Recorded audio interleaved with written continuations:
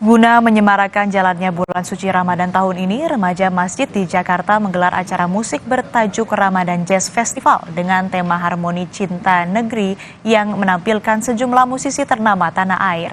Menariknya, uang dari hasil penjualan tiket tersebut sepenuhnya akan didonasikan untuk warga Palestina melalui Kedutaan Besar Palestina di Indonesia.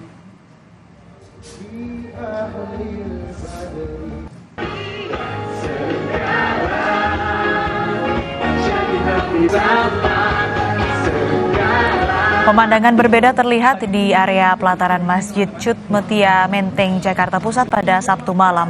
Sejumlah musisi tanah air nampak tampil dalam konser bertajuk Ramadan Jazz Festival yang diadakan remaja Masjid Cut Mutia. Penonton yang hadir bahkan dibuat terpana dengan suara khas dari Iwan Abdi serta lantunan instrumen yang dimainkan Dwiki Darmawan bersama Fahri Violin.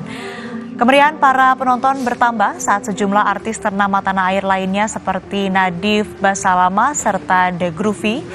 Ketua Remaja Islam Masjid Cut Mutia mengungkapkan berbeda dari tahun-tahun sebelumnya, dalam Ramadan Jazz Festival tahun ini dari hasil penjualan tiket seharga Rp99.000 per tiket sepenuhnya akan didonasikan untuk warga Palestina melalui Kedutaan Besar Palestina di Indonesia.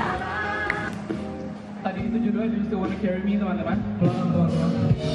Menggait generasi muda dengan mengampilkan performer-performer yang newcomers seperti contohnya Nadif dan juga Salma dan lain-lain sebagainya. Artinya memang ini nanti dananya akan dikirimkan ke Palestina gitu. Dana 100% akan kami kirimkan ke Palestina sebagai kendaraan membantu teman-teman kami yang ada di sana, sehingga insya Allah teman-teman kami bisa merasakan kenikmatan yang insya Allah kami menyumbangkan lewat Kedutaan Palestina di Indonesia yang